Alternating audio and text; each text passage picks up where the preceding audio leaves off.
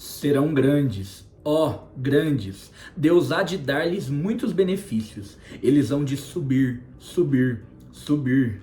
Brigaram no ventre de sua mãe, que tem. Cá fora também se briga. Seus filhos serão gloriosos. É só o que lhe digo. Quanto à qualidade da glória, coisas futuras.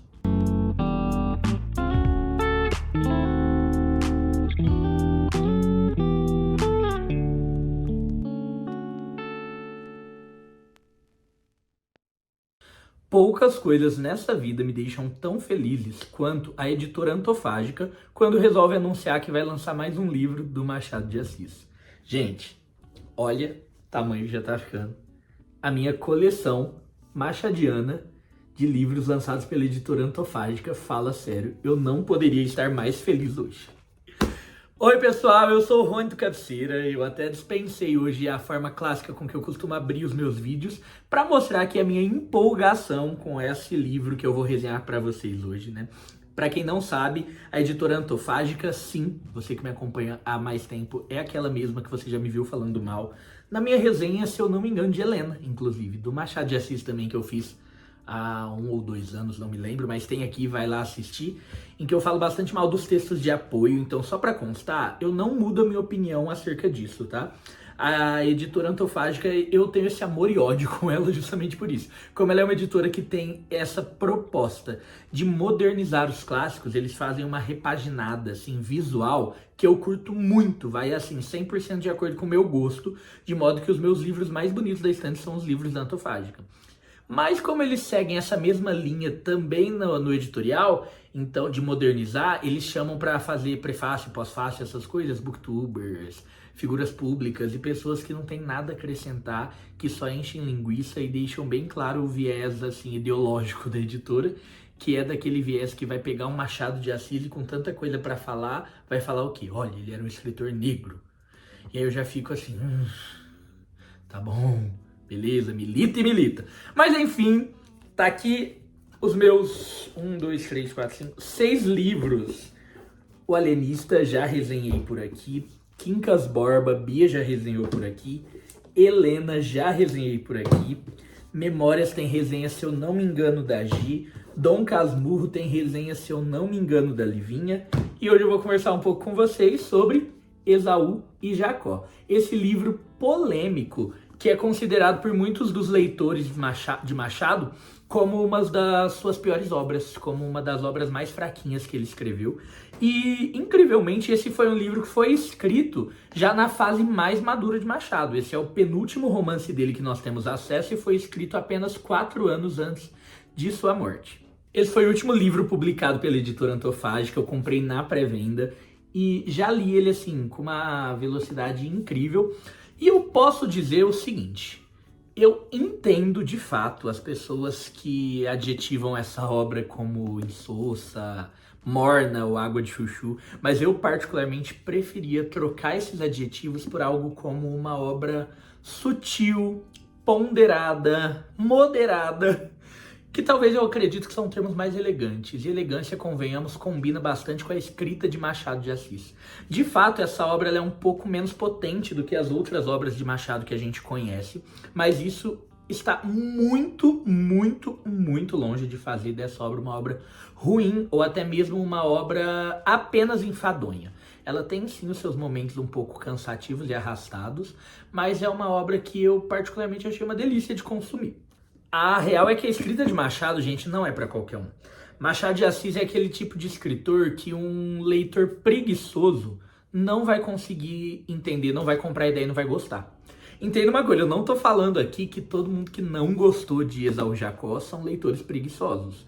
Mas eu estou aqui sim falando que um leitor preguiçoso não tem como gostar de Esaú e Jacó. Porque é uma daquelas obras em que o Machado ele vai colocando ali, fazendo várias referências, colocando várias informações, ele não faz questão de explicar pra gente nos mínimos detalhes aquilo que ele tá fazendo. Ele deixa pra nós que queremos acompanhar essa história aqui, uma tarefa de casa. É necessário que para ler Machado nós tenhamos conhecimento sobre história, sobre política, sobre o contexto no qual essa obra se passava, porque senão a gente realmente não vai conseguir entender todas as camadas daquilo que ele queria dizer. E eu definitivamente não posso falar que eu fui uma daquelas pessoas que conseguiu entender todas as camadas de Machado. Vários desses capítulos eu terminava com aquela sensação de que havia algo sendo dito que não estava por mim sendo compreendido, completamente pelo menos. Mas justamente isso me dá um gostinho de pesquisar e de querer continuar. Muitas das coisas que eu vou conversar aqui com vocês na resenha, eu só fui descobrir depois que eu dei uma pesquisada sobre, depois que eu falei, pera, eu tô achando que isso aqui quer dizer algo mais do que o que eu tô conseguindo ler. E isso pra mim é enriquecedor demais, esse tipo de leitura que nos desafia, que nos faz crescer, pra mim é essencial de ter ao menos uma vez no ano um livrinho de Machado assim, pra gente ler, porque ele é bom demais. Uma coisa que eu não posso negar agora, né, de contrapartida, é que o Machado vai ser o Machado escrevendo. Então vai sim ter aquela escrita deliciosa de um narrador que é sarcástico e que faz bastante referências a coisas diferentes. Enfim, não tem como você não gostar de uma parte que é a narração dessa história. Bom, vamos entrar na história. Antes, eu acho importante vocês saberem que Esaú e Jacó, que é o nome do livro, é um termo que só vai aparecer aqui no corpo do texto, se eu não me engano, uma única vez e bem no começo. Você entende o que eu quero dizer quando eu falo que Machado ele não é um escritor que subestima o público? Ele vai partir daquele pressuposto que você, leitor de suas obras, já vai conhecer a história bíblica, né, de Esaú e Jacó. E justamente por conhecer essa história bíblica, você vai conseguir associar o porquê dele ter colocado o título com Esaú e Jacó. Você vai conseguir entender a relação que ele quis fazer. Eu sou cristão, eu já sabia do que se tratava Esaú e Jacó e essa parte eu consegui entender sem pesquisa. Mas existem algumas outras referências que ele vai fazer aqui, outras associações políticas, históricas e de, enfim, obras como, por exemplo, de Homero, Ilíada, enfim, várias referências que ele vai fazer aqui dentro que eu só fui conseguir entender depois de fazer uma pesquisa posterior à leitura, né?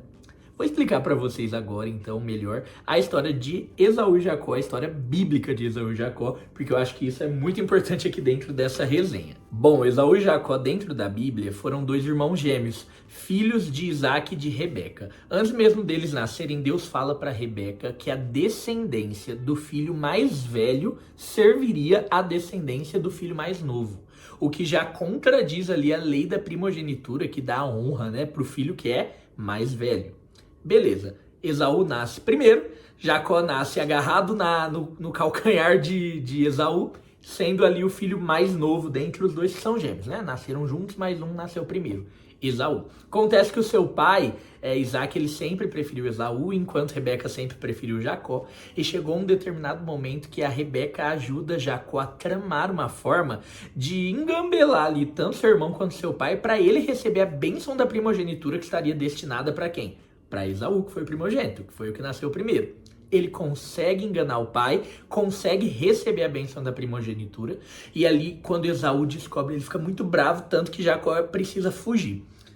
Enfim, muita coisa acontece, mas fato é que as figuras de Esaú e Jacó vão representar depois nações cretadas, né? De Jacó, nós vamos ter a nação de Israel, que é o povo de Deus, né? Então a descendência de Jacó é muito importante ali para a Bíblia. Agora, qual que é o paralelo com a história Esaú e Jacó do Machado de Assis? Bom, aqui nós vamos ver sim a história de dois irmãos gêmeos.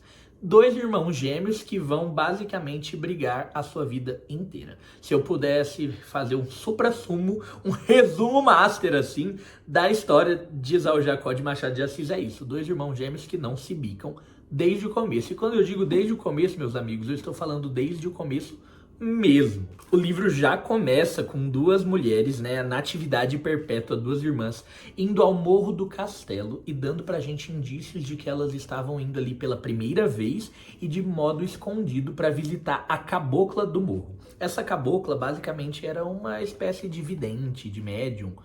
Utilize o termo que você preferir, mas era uma pessoa que conseguia prever o futuro. E a Natividade tinha dado à luz há um pouco mais de um ano a duas crianças, dois meninos, dois filhos que ela teve que nasceram gêmeos. E ela vai consultar essa cabocla justamente querendo saber algo sobre o futuro dessas crianças. E logo nessa primeira consulta, isso é o primeiro capítulo do livro, tá? A cabocla já vai falar, eita, esses dois... Você sentiu alguma coisa na sua barriga quando estava grávida? Ela pergunta, por quê? porque os dois brigaram ainda no seu ventre. E nesse momento a Natividade ela fica perplexa, ela fica tentando entender por qual motivo, razão ou circunstância seus filhos brigaram antes mesmo de nascer. E naquele momento ela fica, tá, mas e aí? Que vai ser o futuro deles? E aí a cabocla diz, coisas bonitas, coisas futuras, que é inclusive a contracapa aqui dessa edição.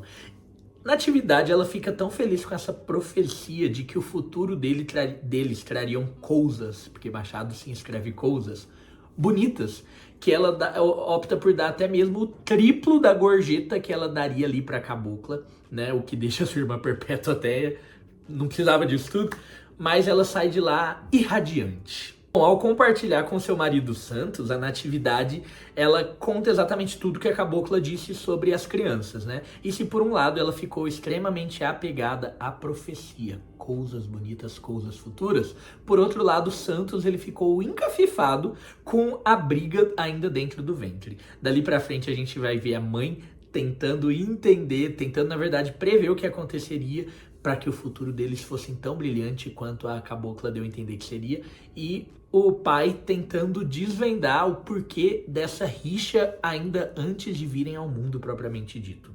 Bom, mas quem são os gêmeos, os figurões aqui do romance?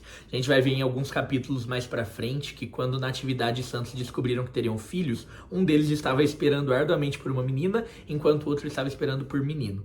E tem um capítulo aqui, o capítulo 8, que se chama Nem Casal Nem General, e que ele começa assim, nem casal nem general. No dia 7 de abril de 1870 veio à luz um par de varões tão iguais que antes pareciam a sombra um do outro, se não era simplesmente a impressão do olho que via dobrado. Os dois eram iguais em tudo, fisicamente. Impossível de distinguir quem era quem. E nesse momento eles começam a pensar em qual seria o nome. Vou ler também mais um pedaço que eu acho interessante, que eles já tinham pré-combinado de qual seria o nome. Antes do parto, tinham combinado em dar o nome do pai ou da mãe, se fosse menino ou menina.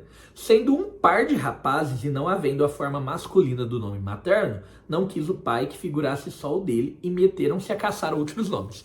Aqui vai falar que então a mãe foi pesquisar dentro da literatura, nomes que seriam legais, até um dia em que ela ouviu a sua irmã rezando para São Paulo e para São Pedro e pronto, decidido. Seriam Paulo e Pedro o nome das crianças e assim foi. Então Paulo e Pedro é o nome dos protagonistas de Esaú e Jacó. Machado brinca bastante com essa dualidade que há entre a semelhança fisionômica entre esses dois irmãos e a diferença ideológica que há entre eles. Uma coisa muito interessante e importante também de contextualizar para vocês é que esse livro ele vai se passar na transição do Brasil de monarquia para república, né? Vai deixando de ser império. E que conforme essas crianças vão crescendo, desde pequeno não se dando bem, elas começam a representar dois polos distintos aqui. Pedro vai ser um conservador monarquista, enquanto Paulo vai ser um progressista republicano. Em relação às suas profissões também distintas. Pedro ele vai estudar medicina em São Paulo, enquanto Paulo vai estudar direito no Rio de Janeiro. Ambos se tornam homens bem-sucedidos, interessados em política e extremamente bonitos. É óbvio que esses figurões vão atrair olhares de pessoas. E se eles não se dão bem em nada, adivinha na única coisa que eles vão concordar? Óbvio que no amor. Óbvio que ambos vão se apaixonar por uma mesma pessoa. E a gente vai ter aqui uma espécie, né, de um triângulo amoroso. Não espere algo semelhante a Edward, Bella e Jacob, tá bom? É Machado de Assis que a gente tá falando. Mas Flora vai ser introduzida aqui nesse livro pelos seus pais. Os pais de Flora são amigos ali dos pais dos gêmeos, né? E, enfim, ela entra para a família e os dois começam a ter olhos apenas para esta personagem chamada Flora, que é descrita aqui como alguém inigualável. Enquanto a gente acompanha de forma inclusive bastante fragmentada os núcleos que envolvem ali o pai dos gêmeos Santos, a mãe deles Natividade, o Pedro e o Paulo propriamente ditos, a Flora, os pais de Flora, a gente vai ter como um fio que une tudo isso unicamente o contexto do Brasil naquele momento, contexto histórico e político, vai chegar o momento da proclamação da República e Machado vai tratar isso de forma bastante irônica e machadiana. Tem um capítulo que se chama A Tabuleta Velha, em que vai ter um confeiteiro X, uma pessoa que não necessariamente é muito relevante para o enredo da história, mas que vai se consultar com o Conselheiro Alves, que já já eu vou falar sobre quem é o Conselheiro Alves, né, nessa história. Ele não é um personagem relevante. E vai falar, ó, eu tava mandando refazer a tabuleta da minha confeitaria e ia chamar Confeitaria do Império. Tinha mandado pintar, só que agora acabou de mudar para República. Você acha que eu devo mandar refazer para Confeitaria da República? Aí o Conselheiro Alves fala, eu acho que sim, agora virou República. Mas ele fala, mas e se durar pouco? Aí eu vou ter que mandar pintar de novo para Confeitaria do Império? Será que não é melhor deixar como Confeitaria do Império? E nessa simples passagem que aparentemente é boba, aqui vai mostrar... Mostrei o livro de ponta cabeça. Machado vai mostrar a instabilidade política que o Brasil aparentava nessa transição e as pessoas comuns, os confeiteiros que não sabiam qual seria o destino do seu país. Quem é o Conselheiro Alves? Ele vai aparecer ali pelo núcleo da mãe das crianças da Natividade. Ela é uma pessoa que, quando percebe que os gêmeos não estão se dando bem, pede para o Conselheiro Alves investigá-los e descobrir se há algo entre eles em comum, se há algo que ele possa fazer para que os dois gêmeos comecem a se dar bem. E, enfim, esse cara ele é tão importante na história que ele é simplesmente o narrador. Sim, o narrador dessa história, ele é um personagem e ele vai narrar essa história. Acontece que depois de morto o conselheiro, a sua secretária vai encontrar na sua escrivaninha este livro, que aqui vem publicado, né? Que basicamente, então, são as histórias que ele escreveu acerca dos gêmeos, acerca da Natividade. A gente vai ter ali vários momentos em que o conselheiro aparece e não necessariamente os gêmeos. Não pensem que por Pedro e Paulo serem os protagonistas, eles vão estar em todo momento do livro. Existem boa parte do livro que eles não estão assim aparecendo. A gente vai ter ali os núcleos em volta deles. E o livro basicamente se resume a isso. Há um triângulo amoroso entre Flora, Pedro e Paulo, que são polos distintos. E se Esaú e Jacó na Bíblia representaram nações distintas, Pedro e Paulo podem representar os dois polos em que o Brasil poderia ir. Dentro desse contexto, eu já vi algumas pessoas querendo dizer que a Flora representa a pátria, o Brasil propriamente dito, até porque ela fica indecisa o tempo todo, ela ama os dois de maneira igual. Quando ela está com um, ela está pensando no outro, quando ela está com o outro, ela está pensando no um, e quando ela está com nenhum, ela está pensando nos dois. E ela não consegue decidir a quem ela ama, tanto que algo acontece.